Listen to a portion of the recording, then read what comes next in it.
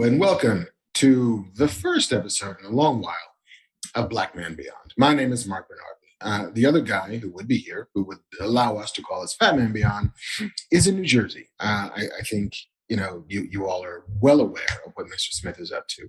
He's not gone to Washington. He's gone to Leonardo to make Clerks 3. I was there this weekend, doing, I don't know, eating friggin' pizza and bagels and good Jersey food. And, I got to say hello. And I won't say that I did anything more than that for fear of prodding the gods of security to keep things clamped down. I'm not going to be that guy. So all of which is to say, for the next couple of weeks before he returns, which I think should be mid-September, you'll get me. You'll get this face. There may be other faces with me. There may not. It's unclear. I know for sure that Rahul Kohli is going to be joining me on the 31st at Scum and Villainy. I'm going to do it live. So if you want to come on down, go to csmod.com and get yourself some shiny ass tickets. There will be things to give away. Lots of things to give away. Very cool shit to give away. And also you get to hang out in the cool space bar and drink cool space bar drinks and listen to me not be as charming as Rahul is. So yeah, do come down. But that's not why we're here today. I'm not here today to plug anything. I'm here, there are ads to be read later, but I'm here to fulfill a debt. Some might call it a life debt. Some might call it a blood bond that has been incurred when I started the Kickstarter for my short film Splinter. Many of you have been here for the story. I did not expect it to do anything. I expected it to come up woefully short and that I would be dragging ass over the finish line, trying my best to raise enough money to make this movie. And thanks to many of you in the chat, we did extraordinarily well, extraordinarily quickly. But as we began, continuing with the Kickstarter campaign, we started offering up some stretch goals. And one of them was, if we made a certain amount of money, I would, after having reviewed Zack Snyder's Justice League before, and feeling a certain way about it, if you want to revisit that, you can. It's in the feed in both audio and video. And so if you want to see how both Kevin and I felt about it, you can. But that I would revisit the Snyder Cut and only talk about the things that I liked. I'm calling it the bright side edition of my review. So that is why we're here. That is why we've gathered here today to talk about these things. A thing called life. But before we get to that, I am going to read an ad for a little smell good, juicy juice. And then we're going to talk about a couple of things. We're going to go like descending order of newness in this episode. So we're going to read an ad. We're going to talk a little bit about the Spider-Man No Way From Home trailer. We're going to talk a little bit about the Suicide Squad, not lowercase the, uppercase the. And then we're going to get into the Justice League. Does that sound cool with you guys? Is that would that be okay for a Tuesday afternoon / early evening of shenanigans with your friend Mark? I'm that guy. And also JC is here, even though he's hiding in the ether. If he wants to, he didn't even bamf in. Like we saved the bamfs for when the big man is back. Now he just like slides into the back door. Slides in through the back door. Yeah, he does. All right, so yeah, before we go any further, native DEO. We have talked quite a bit about native DEO on this podcast. And I'm sure you've also heard the long and luxurious stories of how Jen Schwalbach, Mrs. Kevin Smith, is the biggest fan of native DEO, so much so that she buys it without even waiting for the magic box of goodies to show up at Kev's house. But native DEO is why stink if you don't have to stink? Like, there's plenty of things in the world that stinks. Most of current events kind of stinks. Most of the last 2 years kind of stinks. You don't have to, though, because native DEO cares about the products you put on your body. They're about stopping the stink the right way. That's the native difference. You probably already know from the number of times we told you about their legendary aluminum-free deodorant. Aluminum-free, if you're British. But if you tried their body wash, toothpaste, or their brand new mineral-based sunscreen, I got a broad spectrum SPF 30 sunscreen for your face and body. Lightweight, absorbs quickly. You can choose between unscented or coconut and pineapple. They're on a mission to overhaul your entire hygiene routine. That rhymes. By putting the care and self care with products carefully made to work against odor that are made with simple ingredients and smell great. Everybody's different. Everybody's body will react to this differently. So if there's one fragrance or one scent that they're the same thing. If one fragrance doesn't quite do the job for you, pick another one. And I'm pretty sure you'll find something that both makes you smell good and makes you smell the way that you want to smell. And you can, if you mix and match, you get coconut and vanilla, citrus and herbal musk, lavender and rose. You can build your own personalized product bundle. Mix and match three of your favorite scents and keep them on rotation so you have something for every occasion. So listen, stay fresh and stay clean. Little outcast love. With Native by going to nativedeo.com/fatman or use the promo code FATMAN at checkout. Get 20% off your first order. That's nativedeo.com/fatman or use the promo code FATMAN at checkout for 20% off your first order. Don't be stupid, be a schmarty. Get some native DEO on your body. I made it do rhyme. I'm a rhyming fool. So I feel pretty good. I just did an ad read without and we like blazed through it. This is not going to be the ad read show. So I feel pretty strong about that. And the other thing that I feel pretty strong about is the Spider-Man No Way From Home trailer, which dropped officially today on August 24th, unofficially on Monday the 23rd. You probably could have found it all over the internet as Sony and Marvel played whack-a-mole with various leaks and sundry that appeared all over the place. For me, like the hurdle of this movie is that I think we all, you and me and everybody else out there who's a nerd, knows more about this movie than they might like to. We kind of know that it's a multiversal thing. We kind of know that at the very least, Alfred Molina is back as Doc Ock. So if we hadn't known that, seeing him would have been a shock and a wonder and an awe. We knew that Doctor Strange was in this movie. There have been rumored other things that take place, namely previous Spider-Mans, previous Mary Janes, perhaps, previous lots of other things. So it's good to just roll around in that world again. It's good to see Tom Holland as Spider-Man again. It's good to see Zendaya again. Like it's good to be back.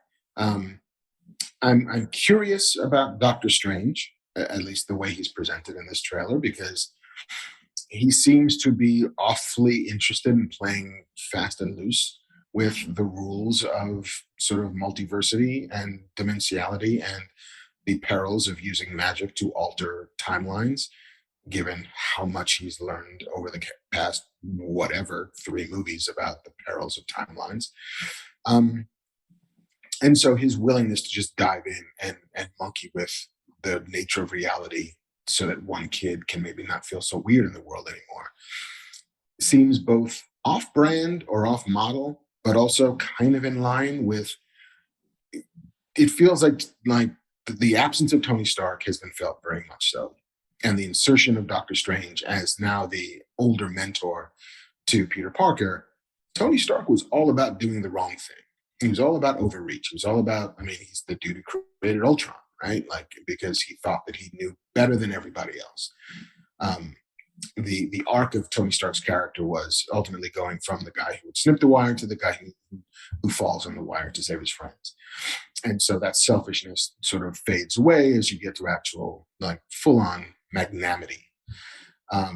But so we're not sure where we are in the Doctor Strange version of that timeline. And also, it might be worth saying, we don't know if that's actually Doctor Strange, because he's wearing sweatpants. And I'm not sure how you feel about this, but I don't want doctors practicing on anybody wearing sweatpants. Unless it's an emergency situation, this does not feel like an emergency. So, but it is worth maybe thinking about that might not actually be Doctor Strange. It could be a number of different people. But if we're starting to deal with magic and multiverses and various, not to say that there's interdimensional conquerors happening yet, but there are magical bad guys that have been rumored to have appeared or going to appear as far back as WandaVision, who may be choosing now as their moment to take to make their entree to the stage. So, I mean, of course, I'm here for it. I've always loved Tom Holland's interpretation of it. I love the vibe of all of the Spider-Man movies. Um, I do still sort of long for there to just be like an amazing Spider-Man movie where he's just your friendly neighborhood Spider-Man who just solves New York shit. But that said, enticing enough, I'll be there in December. Of course I will. Who are we kidding? The next thing that is a little bit older, but still more recent than Justice League, is the Suicide Squad. Is James Gunn's sequel reboot? Call it what you will of David Ayer's previous Suicide Squad movie. I don't remember if Kevin has gone on record saying what he thought of it. I didn't say very much other than my love for David DeSmulchin's Polka Dot Man, which I do think is the most empathetic character in the movie. Bad guy, to be sure. I mean, they're all bad guys, and there's no redeeming him. But the thing that I struggled with in Suicide Squad was unlike other James Gunn movies, specifically Guardians of the Galaxy, which is you can kind of feel as if Guardians of the Galaxy had been a proof of concept that this is a guy who knows how to tell stories, superhero stories, with a big cast, and still give you that sense of fun and of joy, but of deep character motivations to understand it. You know, like we understand the core trauma of Peter Quill. We know what his wound is, right? That he's been stolen from his home. He has no connection to where he wants to be, and the only tethers that he has to his home and to his mother that he was ripped from exist in a Walkman that he listens to incessantly to make him feel better.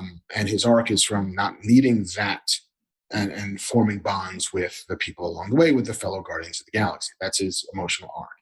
And it makes sense, and you dig into it, and you have empathy for that guy, you have pathos for that guy, but more than that, you kind of want that guy to win. Whereas I was missing that a little bit in Suicide Squad, because yes, they're all the worst of the worst, and they're all awful people. You know, I guess maybe we want to be rooting for Harley Quinn, although I wish we were rooting for her to do something other than deal with romantic entanglements. I wish that we could find another speed for Harley that is not about the men in her life or the absence of men in her life and her finding a way to push forward. It felt like the Birds of Prey movie dealt with that relatively well. And so I just wanted more for her, because of course she's got to have her thing. It's friggin' Margot Robbie, it's Harley Quinn. She is the marquee character in fact, if not in name. So I just wanted more to dig in with her. I kind of loved Bloodsport, even though it did seem kind of clear that character was like, well, are we getting Will Smith back? No. Who else do we have who's got a father-daughter story, who's also an assassin, who can also shoot anything that moves, and is also a black dude? And it seems as if they just went down the thousands of characters DC has and found the one that fits that bill. But Idris Elba, everything about him in that role is hilarious and fun, and like I mentioned on Twitter, he's the Roy Kent of the Suicide Squad, and I think that's and if that should tell you why I like that character, is because I love fucking Roy Kent. Roy Kent is one of the 21st century's great characters on television or movies. So, yeah, like I just wanted it to be a little bit richer. It's super gory, and I love it. I love that they went for the hard R. But I just wish it had a little bit more sort of an emotional thrust to the middle of it at its core that wasn't quite so. I'm not going to say throwaway, because I think they did do some good work with Ratcatcher 2 and with Polka Dot Man and with Bloodsport. And I thought that parts of it are very funny, although I was hoping that I would be laughing more throughout it. All that said, I'm 100% here for more Suicide Squad. I think much of this cast is great. I think they ended it in such a place where you can come back with the ones that you liked and keep on going, and take money on who survives the third movie.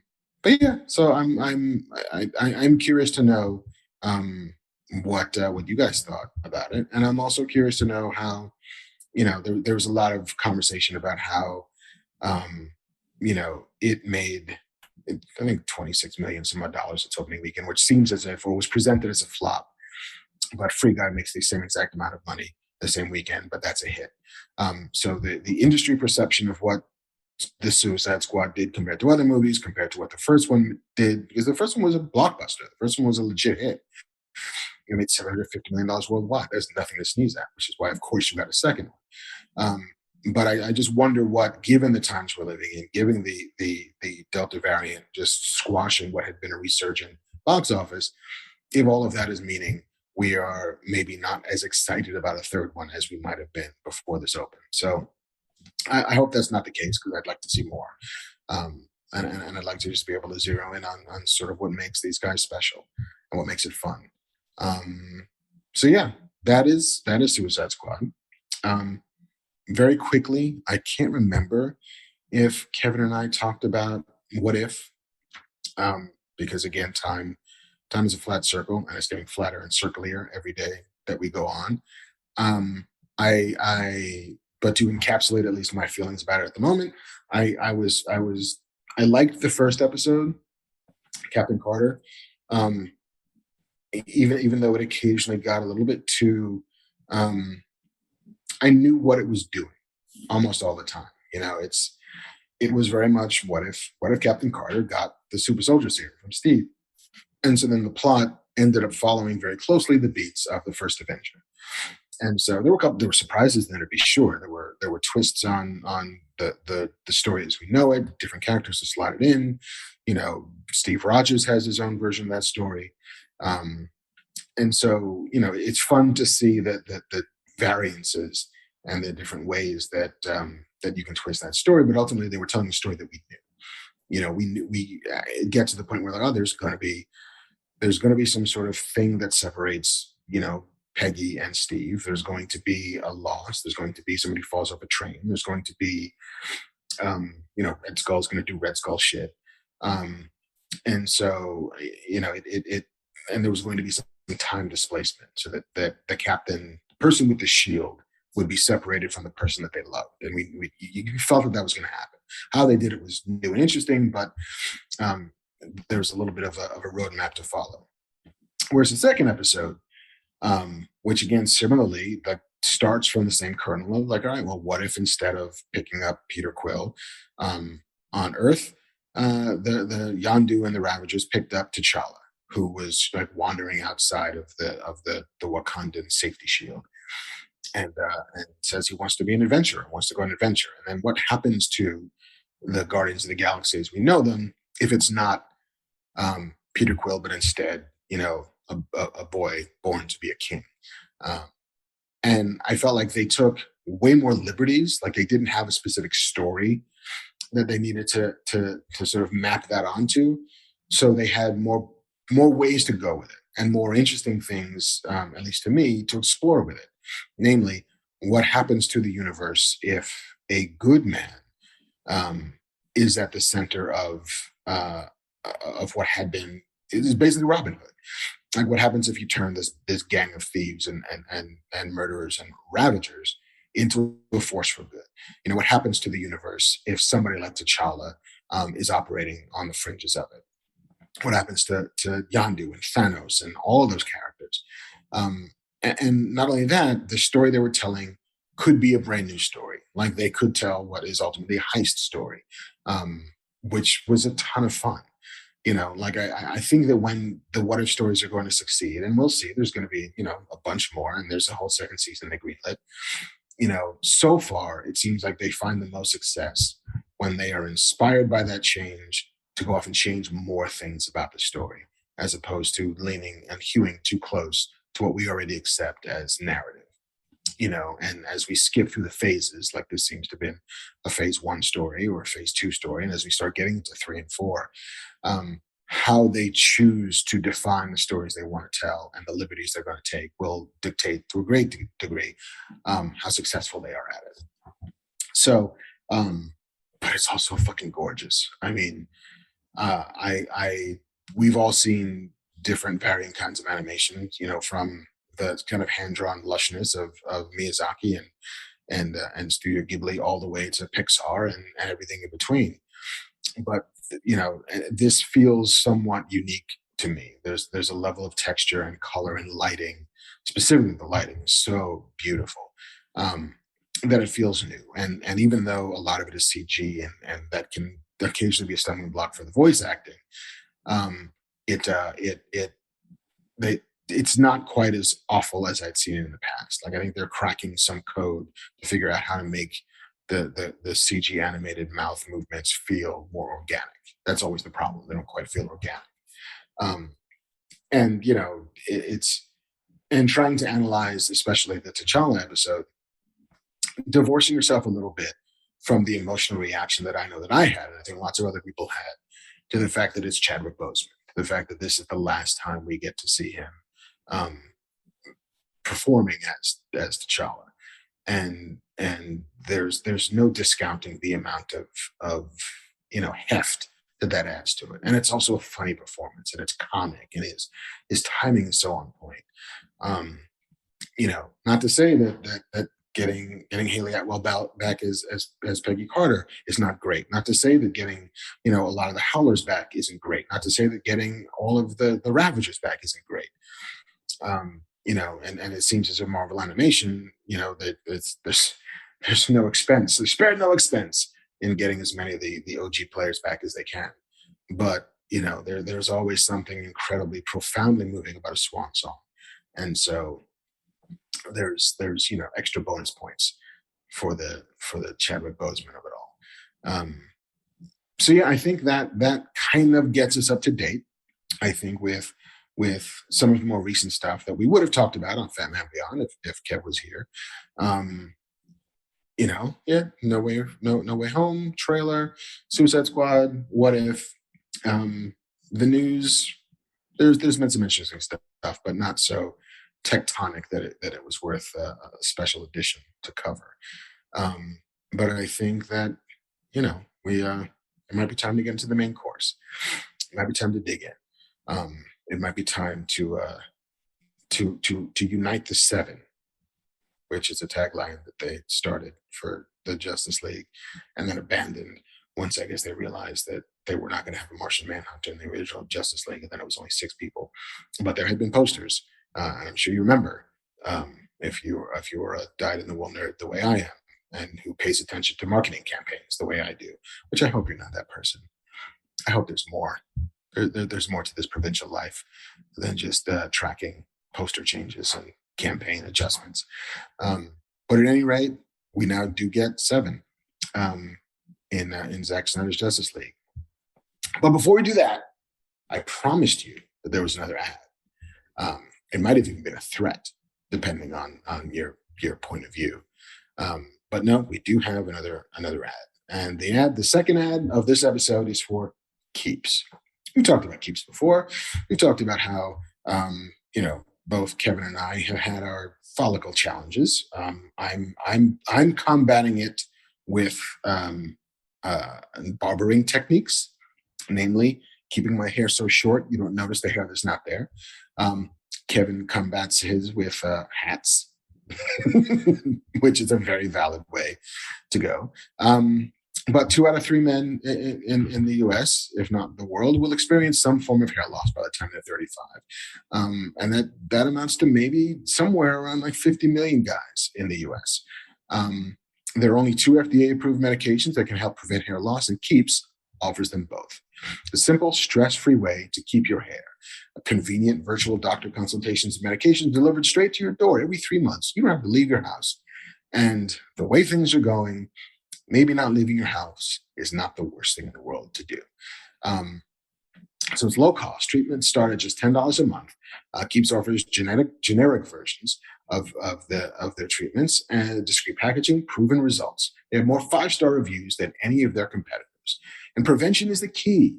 I mean, Kevin and I've talked about it before. Keeps always mentions it, that treatments can take 4 to 6 months to see results. It's not going to bring back hair that's already gone, but it'll keep the hair you have. That's what's important. So act now. And if you're ready to take action and prevent hair loss, go to keeps.com/fatman to receive your first month of treatment for free. That's keeps.com/fatman to get your first month free. Keeps.com/fatman. Keeps. keep the hair that's up there, or I'm supposing the hair anyway that you would like to hold on to. Keeps.com/fatman. First month free. See how it works out for you. Get that hair back. Get that Samson strength, son. Samson strength. Okay.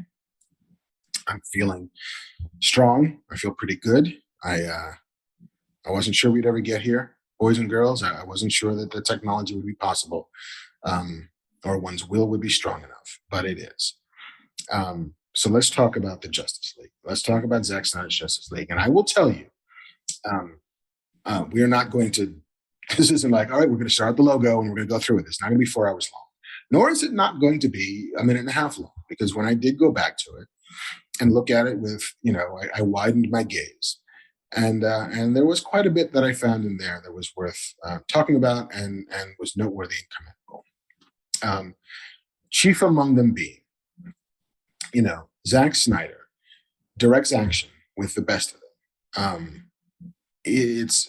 You always, the thing about action movies, the thing about action direction, the thing about that cinematography is the easiest way to go awry is to be so frenetic with the camera and so kind of willy-nilly with your editing to attempt to convey a feeling of action through frenzy, right? Through energy.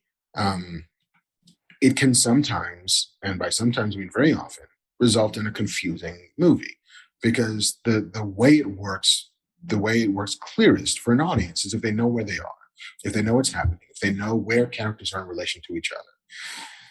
Not that this needs to be a martial arts movie. And there are plenty of bad versions of martial arts movies where there's just punches and kicks happening, but you can't really tell who's throwing them and who's getting hit and whatever.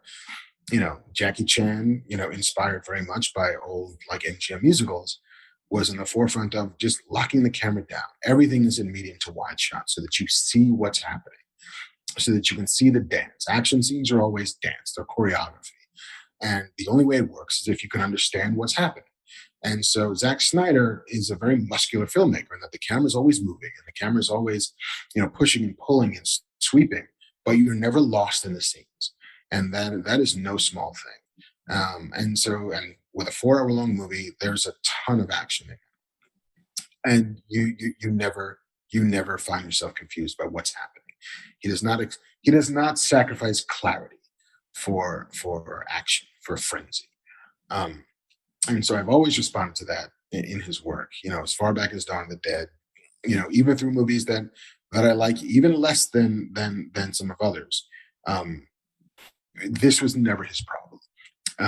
This was never a failing of his. It was always very clear that he planned all of these shots out. He worked with the cinematographers. He blocked it. He talking to his actors and making sure that everything felt as if they had a purpose to be happening. That every character on the screen was in exactly where he wanted them to be, so that an audience can kind of sit back and take it all in. And there's a ton of visual information. And if you can't organize it well, then it just turns into, weird action soup. So that's number one. Number two, Steppenwolf has a much cooler design in this version. I feel like, from the original theatrical cut to this, it's ornate and complicated and intricate, but it's 1,000 degrees more interesting than it was before. And not only does he feel a more fully realized version on the screen, his motivations are clearer.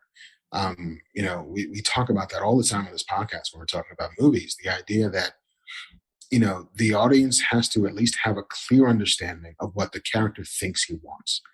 Doesn't always have to be the truth of what he does want, because especially when you're dealing with humans who have their own series of issues and their own series of misgivings and shortcomings. Oftentimes we don't know what we want even while we're doing the stuff we're doing. That is just delusion, and humans engage in delusion all the time. Brad Pitt's character in Seven thinks that he wants a family. And he's moved to this city, and he's got his wife with him, and they just want to have a child. But he's operating as if that's not on his agenda, because he wants to actually be a fantastic detective. There's the things we tell ourselves that we think are true, and there's the things that aren't true. And so, motivation is very important, and the audience is understanding what those motivations are. It's also crucial. And so now I get what Steppenwolf is doing. I get what he's after. He wants approval from Dad, right? Like Darkseid is Dad. Darkseid. I keep wanting to say Seed, but I feel like Darkseid is cool. But Darkseid is also very cool. This is what happens when a character exists for most of your life only on the page, and you are the only person who's ever said it out loud. But Darkseid, I get it. But so Darkseid is Daddy. There's a Granny Goodness. There's Desal. There's all of these things, but Darkseid is Daddy. And Steppenwolf was a bad boy and fucks his shit up, and now he wants Daddy to approve of him again. It's a very elemental emotional desire, which is I want Dad to be proud of me, and so I'm going to do things that will make Dad proud of me. And once you view it through that lens, which is a much clearer lens in this edition, what he's doing and why he's doing it completely makes sense. Number 3, more Joe Morton is always better. Joe Morton is one of America's great living actors, routinely unheralded and unchampioned for his work, but he has been fantastic for decades. Everything he's in is better because he's in it. So the fact that this version of the film has a boatload more Joe Morton in it, I will 100% take it. I must have mentioned this on Twitter at some point, but I had always wanted to write like a short story just called Miles Bennett Dyson's Bad Day, which is just about his character in Terminator 2, who woke up that morning thinking that everything was going to be great, right? Like, I'm going to go to work. I'm going to keep on working on this Terminator shit. I'm going to crack it. Finally, I'm going to get close. And we're going to figure out how to crack the AI and make AI a functional thing. And then we can make Skynet happen. We can make all of this. All of this can be ours. I just need a couple more good days of working with this stuff. And then, a Terminator crashes into his life and ruins everything. And that Terminator is not Arnold Schwarzenegger. But that is neither here nor there. This version of Cyborg and this version of both Silas and his son are much deeper, than they had been before. And the thing that I didn't quite get the first time around, but watching it again, this version of Cyborg is frightening. His power balance is almost off the charts, because the idea that he has mastery over everything at work in a connected universe, right? Like everything is from as big to nuclear arsenals to as small as power grids, which are not small, to as precise as financial systems. Anything that is connected by anything resembling wire is his to play with. And that is a dude who is functionally the most powerful person on the planet, right? Like, yeah, no, Superman could punch things through, can lift buildings in a single bound and can, punch through time and space and whatever. But that guy, like, if Batman's superpower is that he's rich, this guy can absolve all of that wealth, like with a snap of his fingers. He could destroy lives and shift continents and alter the very fabric of the world that we know, because he's decided to one day. And granted, this movie doesn't actually let you play that much with those powers that he has, because they're used to going to make him fly around and punch shit. But, I kept finding myself, I'm like, this is a really smart reinterpretation of this character. And it's putting all of these things on Front Street about the things that he can and cannot do, and the reasons why he's now really, really powerful. Not special. The reasons why we're special existed before he gets power. But I did keep finding myself wanting a little bit more of that, because I thought that was a fantastic idea. Number 4. I didn't number these, so I'm just going to remember. I'm going to hope I remember what number I'm on. Remember, number 1 was about how Zack Snyder directs action with the best of them. The flashback war against Darkseid is awesome.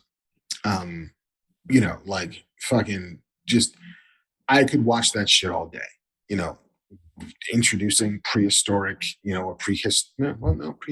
Yeah, that works. Prehistory. It's legendary. It's myth. Fallen Green Lanterns and Greek gods and men and Atlanteans and everybody's fighting on the same playing field, and here's your big ass bad guy that's his ass kicked. Um, it's awesome. I mean, it is all the side of a van. And if you grew up in a place and a time in which dudes had panel vans that they would airbrush these like heavy metal inspired fantasy dioramas onto the sides of them, that's what this feels like. It feels like, some Boris Vallejo album cover for like Bat Out of Hell come to life. Uh, it's mind blowing, and it's epic, and it is all flashback. It's not front story, it's backstory, but still, as a piece to look at, it's unbelievable. Number 5. This scene, I don't think it changed too much in the two iterations, the theatrical cut and the designer cut. But I found the scene when Bruce Wayne recruits Barry Allen to be both fun.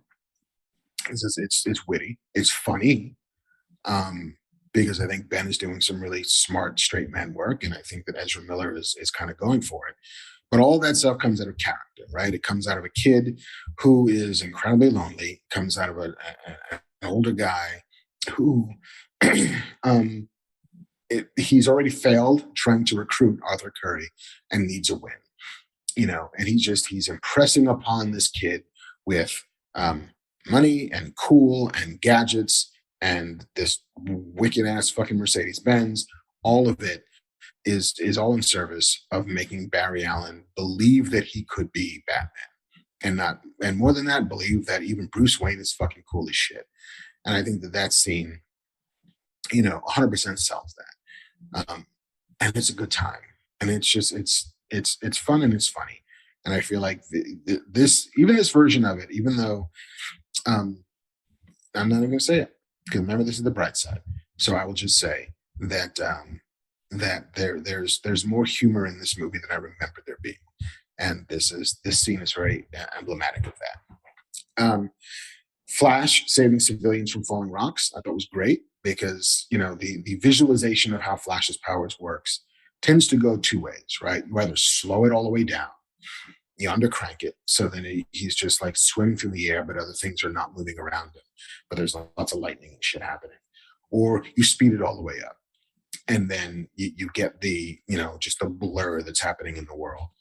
I felt like that scene was a good synthesis of the two, because you get the man moving so fast that everything slows down, but then you also get the vantage point of your bystander civilian who's just seeing the world shift and lightning flash and shit just happen.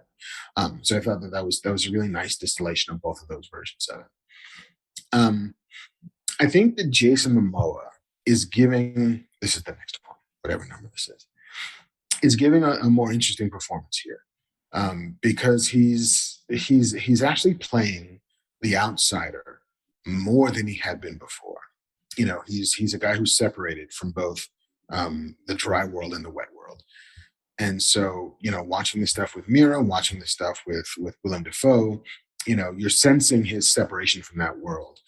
But you're also sensing a longing for that world. You sense a longing for a place to belong. And so that is what he's responding to, I think. Not just, Steppenwolf showing up, stealing boxes and shit, but the idea that he could belong in the Justice League is something that, sometimes isn't on the page all the time, but I think it's always in Momoa's performance. And there's a real gravity to him, which is a thing that hadn't been played before. In the theatrical cut, there's a weird surfer bro about Aquaman, but in here, there's a real heaviness to that character. And a lot of it is performance. A lot of that is just Momoa kind of giving looks and taking up space on the screen. And his skepticism is real here in a way that it wasn't quite as tangible as it needed to be before.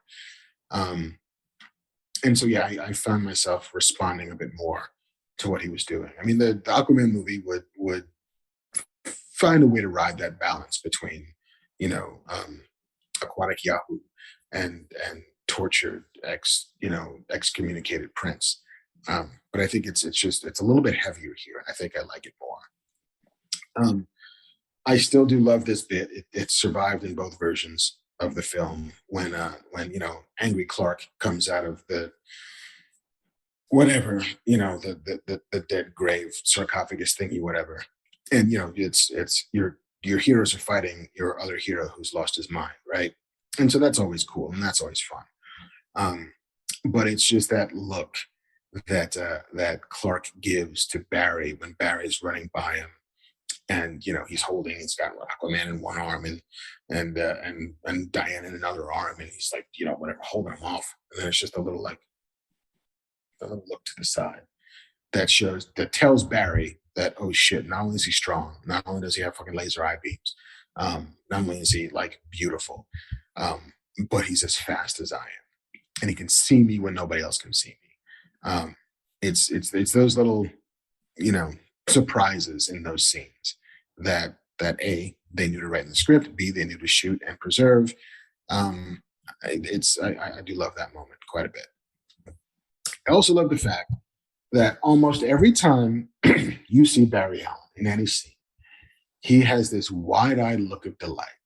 It seems as if that character could always be the person for whom this is all new. He does not have any superhero friends besides these guys.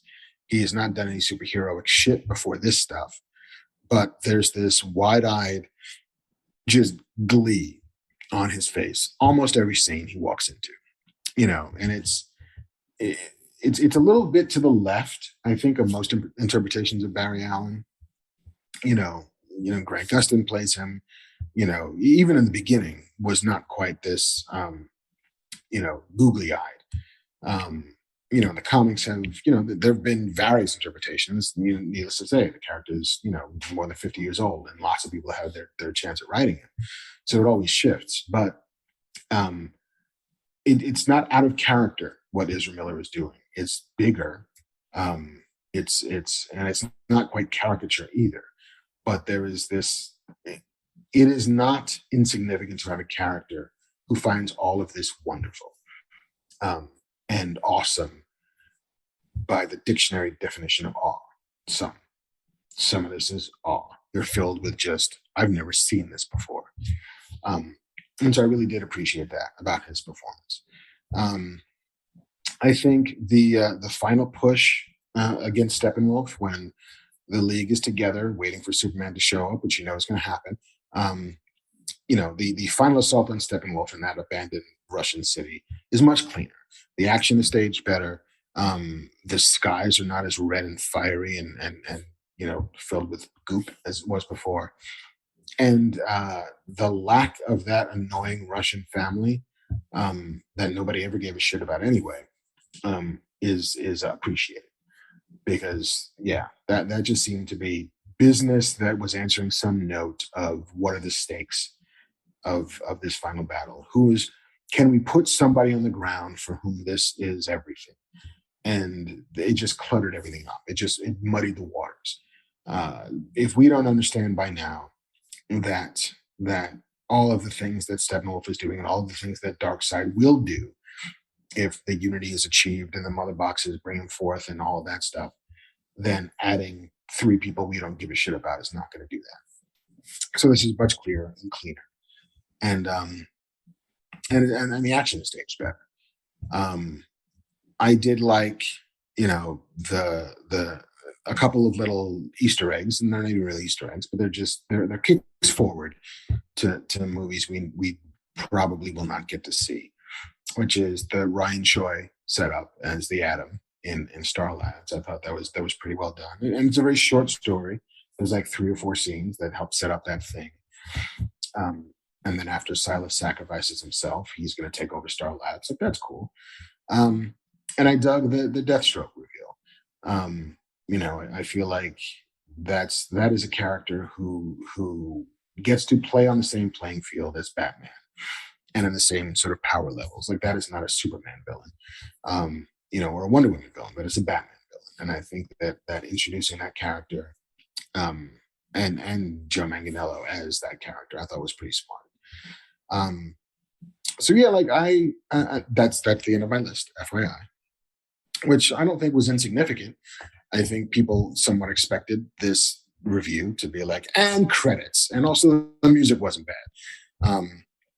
Looking at it again, there was quite a bit that I responded to, um, but and as I'm trying to be a person of my word, and I am not loosing an uncivil tongue towards it. I've done that before. Don't need to do it again. Um, but yeah, there you have it. That's the bright side review. Those are the things that I liked. Those are the things I respond. Those are the choices that I thought worked. Um, JC, is there any feeling from the crowd one way or another? Yeah, I think people pretty much agreed with you in chat. We had some people wondering if we were going to do some Q&As, but I didn't get really any Q&As. I did have people. Have you seen the Star Wars Visions trailer? I did see the Star Wars Visions trailer. Questions about that? Yeah, no, and I thought it's fantastic. I mean, it's I love it because, and I don't know if it's canon or not, and I also don't really care. But the idea that people process stories in different ways based upon the places they live, their cultural environment, how they were raised, their own content that they ingest and make, and sort of watch Star Wars through the prism of a different culture. Um, and in a very real way, the culture that Star Wars itself came out of, because Lucas has gone on record, and I think it's no surprise to anybody that Hidden Fortress, the Kira Kurosawa's Hidden Fortress, was direct inspiration on the Star Wars and the plot and some of the characters, but also even the costuming, and I mean the lightsabers are just katanas that glow, and all of that stuff is baked into what Star Wars is. And so to return to the culture that inspired Star Wars and then giving them license to do whatever they want with it, I just feel like that's interesting. I don't know if it's all going to work. It reminds me a bit of like the Animatrix, the experiment that the Wachowskis and Warner Brothers did, where they just like, yeah, here's this giant IP, which is very much based on our love for Asian cinema. Go to town, guys. And some of those shorts were phenomenal. Some of them were a little bit up their own ass, but I think that's the highs of the high sort of make the lows of the low worth it. And I would much rather watch people swing big fucking swings at a world and maybe fail than not take those big swings at all. So I can't wait to see it. And there's already a couple of ideas that I'm so surprised we hadn't seen before, namely the weird lightsaber umbrella. I thought was fucking rad. So yeah, I can't wait for that. Yeah, I think it looks neat. Like, how many more times do we want to see a canon story with a Jedi that does something? I think this looks really cool. Yeah. We did get a couple questions. Okay. The first one, an update on Splinter. Yes, I should have given that in the how we got here portion. Splinter is proceeding apace. We are closing in on some of our final outstanding department heads. And if the use of the phrase department heads means basically that to make a movie, there's a bunch of different people and roles that need to be filled. There's picture, which the department head for pictures is cinematographer. There's sort of construction, meaning the physical space that you're shooting it in, and that department head is a production designer. There's sound, and that head is the sound designer. There's the editor on the back end for post-production. There's special effects. There's all of that stuff. And so we're beginning to zero in on the production heads that we need for physical to shoot it. There's the production and the post-production phase. And so post-production is, music and special effects and editorial and also the post-production sound design, mixing and recording and stuff like that. So we're focusing very heavily on the front end of it so that we can have it in the can. But even still, there's some people that we've targeted and engaged to do some of that back end stuff as well. So the hope is still to shoot in early November. The soundstage / location that we need is available in that time, and we have a hold on it. And so things are going somehow both faster and slower than I'd like. which means it's going at about the pace it should. At least that's what my producing partners tell me. So it is all looking good. We have a couple of roles left to cast, but that was always going to be a thing that was the biggest juggling act. In that, much of our cast are both friends but professionals, and they got shit that needs to get done in the world. They've got jobs they've got to do, and so making sure that everybody's free for the same like 5 days in November is the hurdle we need to leap. But I feel like we're going to get that done, and yeah, it's exciting and nerve wracking and petrifying, especially when I had spent a little bit of time in New Jersey on the set of another small indie film, and just watching the sheer number of people all going to work, rowing in the same direction. That's the miracle of a film set, is that everybody knows what they're supposed to be doing at any given time. Everybody's a friggin' professional and amazing at their job. And then watching a film crew kick into gear is really a joy to behold. And so, the idea that we're going to get to do that for ourselves, to hire a crew that is as dedicated as I am to it, and then watching them, do the work that they do and make the art that they make is really what I'm looking forward to. So yeah, no, we are cruising, I think, and hopefully there are no icebergs waiting for us on this wee little baby ship. This I thought was an appropriate question from Torres88. Do you think after you finish your own film, you will change how you critique things, or will it have no effect, seeing as how this is the bright version of the Justice League? I think the lesson that people learn when they go from talking about things to making things is an appreciation for how hard it is to make anything good. I have already made that turn, I think, because I know that nobody sets out to make a bad movie. And it's incredibly hard to see when you're in the middle of it. Nobody sets out to write a bad script. Nobody sets out to write a bad season of TV. Nobody sets out to make anything that people don't like. It takes the same amount of work to do. And I have so much respect for anybody who gets to do it. And so part of the reasons why when I do critique things, when I do analyze things, it is never from a place of, I hate that filmmaker, I think this is shit, this was all a waste of time. Because I know that it's not, because I know that everybody goes into these things with the best of intentions, and they bring all of their talent to bear to make it. And there are 1,000 reasons why. It's the Doctor Strange thing, right? Like there's 14 million ways for us to fail, but there's one way for us to succeed. And there's hundreds of ways for any movie to go wrong, but to find the one path to make a great thing is worth celebrating, and to also try and figure out those hundreds of ways that it could go wrong, so that at least for me, when I start writing and when I start, knock on wood, directing stuff, I will maybe have answered some of those questions. I might have gone down some of those roads and found out where they had no purchase on the other side, that there was no fertile ground. So I don't think so, because I've already got that respect for the people who do it and manage to get it done. I feel like that's the lesson that people learn when they go from being an amateur to a professional. And luckily, I have been able to make that, to bridge that gap already. But I think I will have a better appreciation for how exhausted people are after they make movies.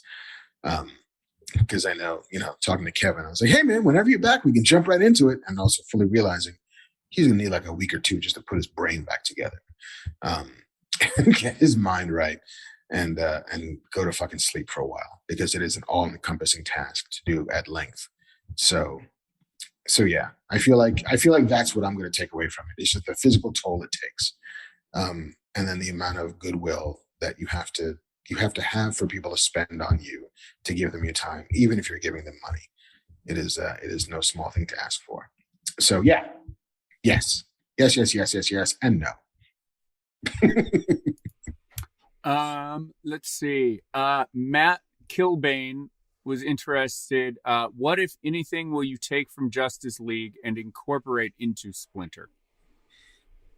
Um, like I think that the trick about Splinter is much of it takes place on a plane, and so it's shooting confined spaces and making them feel like they've got more to them than just the square footage, right? It's finding new ways to keep shooting in the same space. Justice League did not do very much of that, because Justice League is a big ass movie that never really felt confined anywhere. But I think a lot of it is to do with um, it's all clarity. And I feel like when many of the moments that I mentioned in the review were about clarity. Were about when you're doing an action scene, where are all of the actors? Where's the camera looking? Where's the audience going to focus? How are we going to pass information? How to make things that may or may not feel like regular rote boring scenes interesting. And Zack Snyder can do that. Zack Snyder can make a guy walking down a hallway interesting by where he puts the camera. And so I'm starting to think a lot about that, about staging and plot choice and angle choice, even things like lens choice, which I'm just starting to learn about the difference between the various lenses and their emotional impact. Um, and every movie you watch can teach you a lesson about that. And so the trick for me now is just watching movies, even movies I've loved for years, with that different perspective. Um, I found Steven Soderbergh has this, ultimately it's his own website, which I think he had been using over the years as, both a weird little classroom where he would talk about things and post them, and a blog functioning as a blog does. But he had this whole entry about staging, which is, where actors are in the screen and on the stage. And how specifically Steven Spielberg is so fantastic at it. And so what he did was, he's like, I turned on Raiders of the Lost Ark, which has all of the things that every movie needs to have, which is action and suspense and humor and romance and all of it. But he's like, Spielberg has forgotten more about staging than I'll ever know. So what I wanted to do was look at Raiders and only focus on that. So he pulled all the color out of it. He transferred it into a black and white movie, and then he pulled all of the sound out of it and just added in. I want to say that it's the Trent Reznor Atticus Ross score for Social Network. And so you're just watching shapes on screen. And yes, it helps that I've seen that movie like 50 times, and so I know what's happening in each scene. But also, I don't feel like any of it's confusing. The way characters are moving, the way the camera's following them, the things the camera's focusing on, the way he uses things like depth of field and soft focus and deep focus and all of that stuff to help tell that story. It's phenomenal. It's like a masterclass. And so if you look up Steven Soderbergh, Raiders of the Lost Ark, you can find that page and you can watch that movie. It only lives on his page because to give that away would be like stealing and bastardizing somebody else's art. But I think it's really, really, it's like a clinic on how to do that work. So that's what I've been doing a lot of, especially as we get, months away from rolling, is just figuring out my own version of cinematic language, um, and trying to make things like clarity and staging as clear and staged as they can be. All right, I think I got one more for you from Sweet. Lou Nahul. I butchered that name. I apologize. Um, if you got to set a story in the Avatar: The Last Airbender world, which element would you prefer to write it around? Ooh, I thought you were an Avatar fan, weren't you? I am an Avatar fan. That is a fantastic question.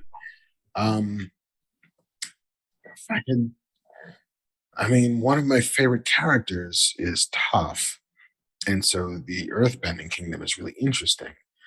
Fire feels too easy because fire always feels like it's about power in a way that the other ones aren't. Because fire is the most openly and obviously destructive version of that. But there's something about earthbending that's interesting to me from a um,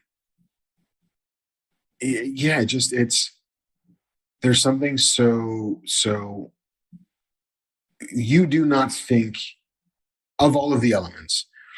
Earth does not seem to be the one that is the most operative, right? Like, yes, until you see it at work, until you see people making things out of rock and pillars and armor and all that stuff. It's not flying like wind. It's not damage like fire. It's not pressure like water.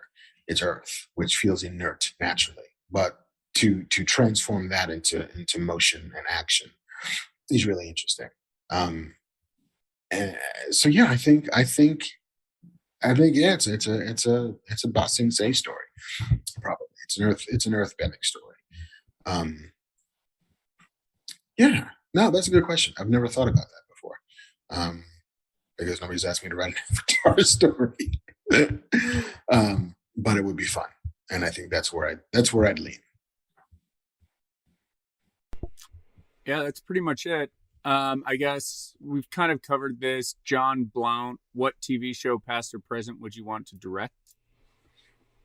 Um, wow, I feel like you know, not there's something super fun about TV shows set in LA, or at the very least that's shot in LA, especially back in like the 70s, the 60s, 70s, and 80s. Um, like, and I always think about like the A Team or Knight Rider, where it's totally clearly you're never leaving Los Angeles, even if it's supposed to be Texas or Louisiana or Tennessee or Chicago or where the hell Michael Knight is riding any given week. But car stunts, fist fights, the occasional shootout, you know, yeah, it's fucking Knight Rider, I think. Um, it reminds me a bit of like, you know, not to continue to conjure Steven Spielberg, but like that dude did a shit ton of just like Columbos and night galleries and whatever the hell was shooting on the Universal lot at the time. Like he at 19 and 20 and 21 years old was directing television. And it's and you can still, if you look at those, you can still see and you can tell the difference between a Spielberg one and everybody else's one because he was just so freaking good at it. And so to be able to come to something that doesn't inherently have flair and then bring some flair to it seems like it would be fun. So yeah, I'm going Knight Rider. Fuck yeah. All right, I think that's it. For everybody asking what Mark thought about the new Spider-Man trailer, watch the beginning of this episode, Yeah. as soon as it ends. But I think that's it for today. I think that's it for today. We're back next Tuesday, though, live and in person. Live and in person with we had threatened to try and get Rahul on once or twice before, but it's all come together. And he's also got a new show coming on Netflix soon, Midnight Mass. We get to talk about. I get to talk about his what seems to be painstaking model building work, his love for video games and sneakers, and we're gonna have a good old time, and we're gonna be at a bar with people, and we're all gonna be vaxxed. And should you choose to want to attend live, you too will need to be vaxxed as well. So yes, that is next Tuesday, the 31st of August at the Scum and Villainy Cantina. Tickets are on sale. It's smodcast.com will have them. You can hit up my Twitter. You can hit up, JC and the Scum and Villainy account. That's how you where to go. But have you had a good time tonight? Yay! Well, that is in great part thanks to the guy who's not in my left, but actually 3,000 miles away in New Jersey, who built the house in which we currently play. And I will always be grateful for him that he did that and that he allows me the keys when he's gone. And so until next week, where Black Man Beyond will continue, we will see you then. Same black time, same black channel. Smodcast.com or youtube.com/Kevin Smith.